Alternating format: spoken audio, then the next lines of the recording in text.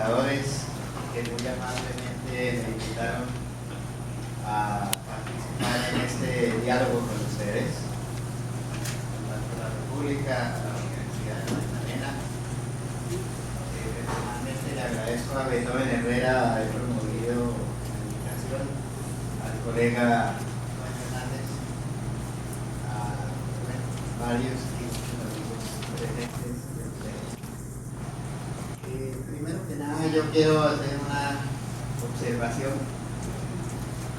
fruto de un trabajo colectivo promovido por la Contraloría General de la República y en particular por la Contralora General Sandra Moreno.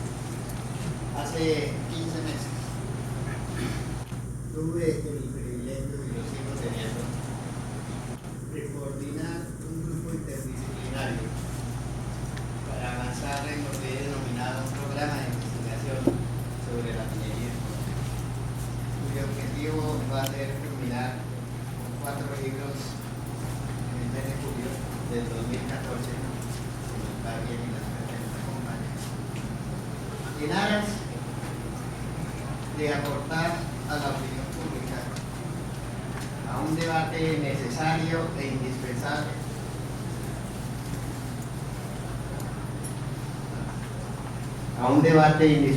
en Colombia sobre la minería y el modelo minero que es o debe ser el más adecuado para el país, pero no solo en una perspectiva de corto y mediano plazo, sino de largo plazo. Por lo tanto, lo que voy a hablar hoy corresponde a un trabajo colectivo, interdisciplinario y obviamente gracias a haber contado con el espacio de la Contraloría General de la República.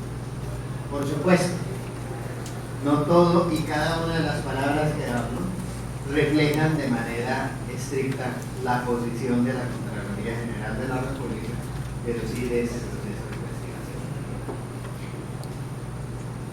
Quizá, no sé cuántos minutos es la presentación, para no cansarlos hoy viernes. Bueno. En primer lugar, la minería no es un sector, no es una actividad productiva, es un sistema complejo.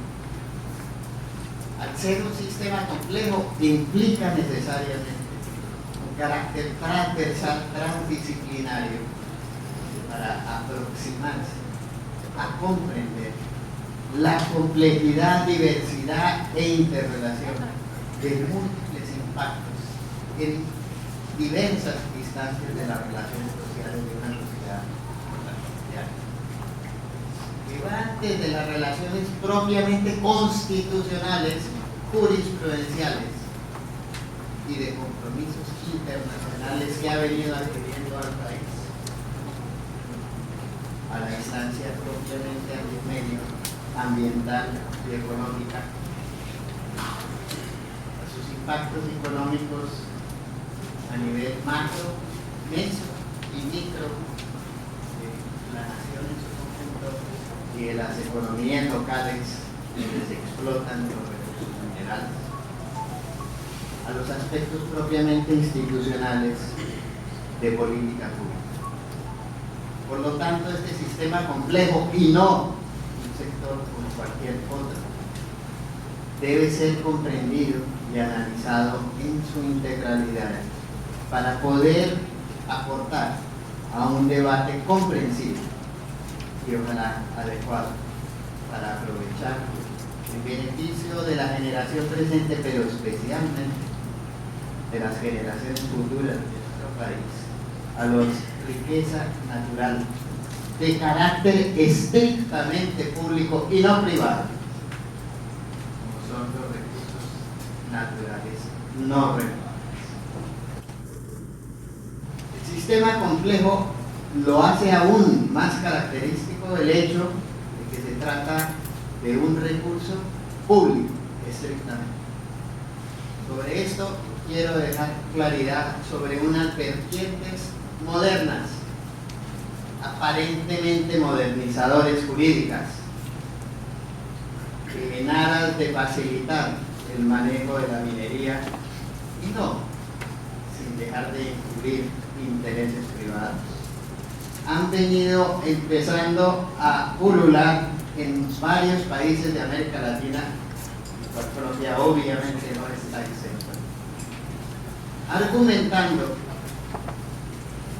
que el recurso natural bajo el suelo de los países no es de los estados, ni de las naciones, ni de carácter público, sino que debe ser de aquel privado que por bienaventuranza de Dios logre descubrirlo oportunamente. Esta tendencia perversa, compleja, se está reproduciendo en varios países de América Latina. Solo quiero mencionar lo siguiente. Desde Bolívar, en los momentos de Bolívar, en Colombia, esa norma regía la economía. El que descubría las riquezas era el poseedor de la riqueza. Precisamente en el cambio del feudalismo al capitalismo, uno de los elementos claves fue la discusión sobre el subsuelo, la propiedad del subsuelo, la utilidad del subsuelo y ese carácter público. Se pasó básicamente de la visión oportunista a una visión estable en cuanto a la propiedad de los recursos naturales no renovables. Espero que en Colombia tengamos la suficiente claridad para abordar con todos los elementos de juicio y las consecuencias que ello implica este debate. Hay vientos que corren, que nos hacen obligatorio reflexionar sobre este tema y defenderlo decididamente. Para no ser lo teórico, lo que sí debemos partir en la presentación, el tema de los recursos naturales no renovables está en la médula central de la Constitución y de la Carta Política de 1991 de Colombia. Esta carta instituyó en Colombia no solo la búsqueda de un Estado social de derecho, donde hay la prevalencia de los derechos fundamentales de la sociedad, sino que introdujo, a diferencia de los anteriores, un elemento esencial de los deberes y los derechos medioambientales para lograr la sostenibilidad medioambiental en el país. Es un avance, a tal punto que algunos analistas mencionan que se avanzó hacia las primeras bases de un Estado económico de derecho. En ese sentido, Colombia tiene deberes constitucionales propiamente dichos que debe acatar y cumplir debidamente en términos de la preservación del medio ambiente y por lo tanto del uso de los recursos naturales no renovables de carácter institucional. En segundo lugar, la Constitución del 91 estipula explícitamente y los antecedentes de la discusión de la Carta Constitucional en la Asamblea Constituyente otorgaban claramente el carácter público y a la nación como poseedora de los recursos naturales no renovables. Estos dos elementos son centrales a la hora de avanzar en el diseño de las políticas públicas y de las relaciones de la nación con los territorios y de la nación y territorios con las empresas privadas nacionales y extranjeras en la utilización de recursos naturales no renovables. Pero no solo Colombia tiene unos principios que debe acatar constitucionales, sino que ha venido firmando una serie de compromisos internacionales que entran en el bloque de constitucionalidad colombiana que deben ser acatadas debidamente en la preservación del medio ambiente y de las normas regulatorias del medio ambiente. Por lo tanto, no hay una plena autonomía de los gobiernos de turno en lo que hace al desarrollo de políticas públicas para el aprovechamiento de los recursos naturales no renovables. Aspectos jurisprudenciales cruciales en zonas como la costa atlántica de Colombia son temas derivados y relacionados con la multipolaridad existente, con el carácter predominante como sujeto de especial protección constitucional de los pueblos ancestrales y de sus territorios, que llevan la necesidad de preservar y de buscar una limpia, transparente consulta previa de los intereses y de las perspectivas de las comunidades ancestrales para el desarrollo de proyectos mineroenergéticos en los territorios ancestrales. La consulta previa no es solo por jurisprudencia nacional, sino por compromisos internacionales firmados debidamente por la República de Colombia. El tema hoy en Colombia, de gran discusión y que la ha planteado el gobierno actual, con algunos artículos del gobierno pasado, es que la consulta previa se ha convertido en un bloque, un obstáculo para poder desarrollar el sector denominado minero en el país. Y hay los atisbos e intentos en el legislativo colombiano por iniciativa del gobierno de avanzar a una pauperización del mecanismo de la consulta previa en aras de acelerar la consulta. El problema de la consulta previa atañe a algo fundamental, es la necesidad de acatar una verdadera justicia ambiental en respeto, en la medida que hay cultura diferente, una justicia intercultural. Nosotros somos occidentales, sí, pero en nuestro país hay comunidades ancestrales que no comparten parámetros, visiones, simbologías pertenecen igual que nosotros, pero que tienen una especial protección.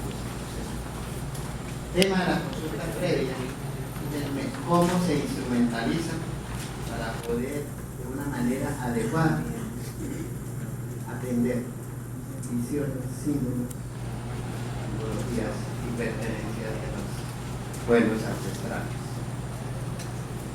Y simultáneamente ocurre hoy en el país un fenómeno y un problema profundo que probablemente, como van las cosas, va a generar serias problemáticas sociales a nivel de las regiones. ¿Cuál es el hecho de la consulta popular? En comunidades campesinas, en comunidades de las regiones del país. Hoy en la agenda de Colombia está cuál va a ser la actitud del gobierno central respecto a las consultas populares a favor, en contra de la ley. Presidente de la República el 28 de diciembre, si no estoy mal, pues entonces era uno de los 28 no era el Día de los Inocentes, sucedió, parece ser así, ante la consulta popular de Piedras, Tolima, en contra del desarrollo del proyecto minero de oro a cielo abierto. Bien. Con una mayoría contundente llegó al presidente de la República a afirmar que las consultas populares son absolutamente ilegales. Este es un tema de altísimo cuidado, porque aquí hay un problema de falta de jurisprudencia de la Constitución, que implica una falta de priorización o jerarquización o conciliación, concertación de intereses entre la nación y los territorios y las localidades. Porque para ciertos ámbitos, las autoridades locales, con sus instituciones democráticas, como los consejos municipales, definen el plan de ordenamiento territorial, y ahí tienen la potestad de ordenar el uso del suelo en su prescripción espacial. Por supuesto, al ser los recursos naturales de la nación, compete al Estado-nación, al Estado. Y al ser propietario, en principio se supondría que tiene la potestad plena de definir la explotación de los recursos naturales no renovables en cualquier lugar del territorio, que implicaría suplantar, subordinar los planes de ordenamiento territorial de la institucionalidad democrática. Tenemos dos posiciones en casos plenamente confrontados. No hay una jurisprudencia que regule y que normatice la jerarquía de estos derechos. Pensamos, y lo pienso yo en particular, que Colombia tiene que avanzar en un debate público serio y cierto sobre el tema, porque ya suenan voces, primero la represión de las expresiones locales y segundo, del aprovechamiento por ciertos grupos de la inconformidad local ante el autoritarismo central respecto a estos temas. No hay, de nuevo, todavía una posición jurisprudencial sobre el tema. Pero tenemos que evitar caer en el autoritarismo centralista y buscar caminos regulados y normativizados de buscar la conciliación de posiciones Estado-Nación, Estado. Hay una posición, y no me quiero detener en los ritmos, pero hay una posición fundamentada constitucional que diría que la consulta popular, al igual que la consulta previa, tiene autonomía y preponderancia a nivel de lo local puntual municipal. Queda la inquietud seria, como sería el caso a nivel regional y territorial. Pero simultáneamente ocurre algo fundamental, jurídico y constitucional en el país, que es la prelación de los derechos de propiedad y uso del suelo versus los derechos o expectativas de derechos de la explotación del territorio. El caso más paradigmático es el de la restitución de tierras a campesinos desplazados. Varios jueces y magistrados de restitución de tierras se han encontrado con la siguiente situación paradójica: que siendo los campesinos desplazados sujetos de especial protección, a la hora de restituirles la tierra se ha encontrado que tienen aprobados inesperadamente títulos mineros en el subsuelo de su tierra, y que los señores agentes privados que poseen esos títulos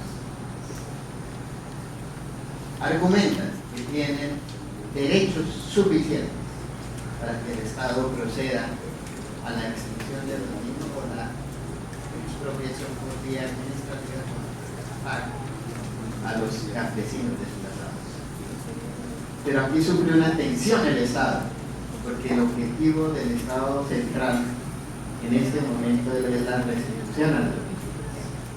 Y se da la paradoja de que esa restitución en muchos casos no se podría dar por una supuesta prevalencia de títulos mineros sobre los derechos de propiedad.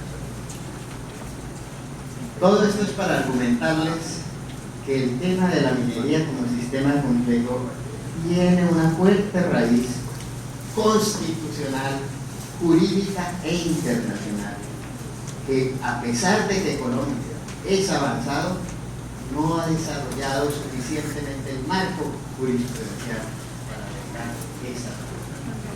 Es una de las primeras falencias para verdaderamente invocar o emprender a un país en la denominada locura. Segundo tema interrelacionado es Constitucionalmente se busca la preservación del medio ambiente y el desarrollo sostenible. La minería es un sistema que por su naturaleza inevitablemente tiene implicaciones medioambientales y ecológicas perdurables. Por supuesto que hay diferentes tipos de minerías y de diferentes minerales que tienen impactos más agresivos y más perdurables que otros. Es claro que hay ciertas explotaciones a cielo abierto más contaminantes, de efectos ecológicos irreversibles, como han sido ya constatados por estudios académicos internacionales a lo largo y a lo ancho del mundo. Precisamente en el volumen 2 hay un capítulo encargado de hacer una revisión de la literatura internacional y colombiana, de las implicaciones de la explotación del carbón a cielo abierto y sus innegables impactos medioambientales y en la salud de las poblaciones locales. Este tema está íntimamente vinculado con el desarrollo jurisprudencial colombiano. En el mes de mayo del 2013, la Corte Constitucional Colombiana sobre el tema de la explotación del carbón a cielo abierto de la empresa Druma, y el agua, es que voy a hablar de esa empresa porque así lo dice la sentencia, no lo diga yo. Y introdujo una innovación jurisprudencial fundamental, que es acoger el principio de precaución por miras a prevenir impactos en salud y contaminantes de una actividad musical. El principio de precaución es un principio filosófico que ha sido recogido por la justicia ambiental y que la Corte Constitucional Colombiana lo erige como jurisprudencia nacional. Que dice, ante la falta de certidumbre plena de los impactos en la salud o de la contaminación de una cierta actividad, debe abstenerse a avanzar en el desarrollo de dicha actividad. Ya está en la jurisprudencia nacional. Lo hay en los países avanzados, por supuesto, no en todos los países del sur. Pero eso va a algo central y fundamental. Es como un Estado como el colombiano, a la hora de definir el desarrollo de una explotación minera en su territorio, debe garantizar que con las empresas que van a desarrollar estos proyectos se tenga una evaluación debidamente sustentada científicamente, que ya hay los elementos que se han desarrollado para este tipo de análisis, afortunadamente en los últimos 40 años, para previendo ciertos de los impactos se pueda tomar una decisión más racional sobre la conveniencia o inconveniencia local y nacional a desarrollar estos procesos. Lo importante del mensaje que hay que dejar claro es que el sistema minero es un sistema de riesgo por naturaleza. Siempre en el sistema minero su explotación y sus consecuencias tienen una connotación de incertidumbre. Por lo tanto, ya jurisprudencialmente vamos avanzando en ello. Es necesario que el Estado regulativamente utilice los mejores instrumentos disponibles para, primero, evaluar y segundo, en lo posible, prevenir algunos de ellos. Y esto nos lleva a algo muy fundamental. Si el sistema conlleva riesgo, incertidumbre y efectos imprevisibles en muchos casos, hay que desarrollar una regulación debida sobre el daño ambiental, sobre los daños no previstos y sobre cómo es las responsabilidades y la asunción de obligaciones por parte de los agentes públicos o privados que han explotado los recursos naturales no renovables para el cierre de la vida. Y esto nos aboca no solo a aspectos meramente técnicos, a aspectos culturales, sociales, ambientales y regulatorios. Tercer tema. El debate económico es más fácil. Nosotros también. El económico es más fácil porque se puede medir, excepto en lo que hace respecto a los daños, que es más complejo, como dijimos previamente. En general, en la literatura de economía y de desarrollo, en los últimos años se ha venido un debate muy relevante. La existencia y explotación de recursos naturales no renovables es una bendición o una maldición para los países y para los territorios locales. Cuando pusimos, solo una anécdota, y te iba a lanzar hace no sé qué, algunos periodistas vieron el término del primer capítulo, si era una bendición o una maldición, y se nos volvió extranjero dentro de la institucionalidad, en términos de delincuencia. Ya los periodistas están diciendo que la Contraloría o este libro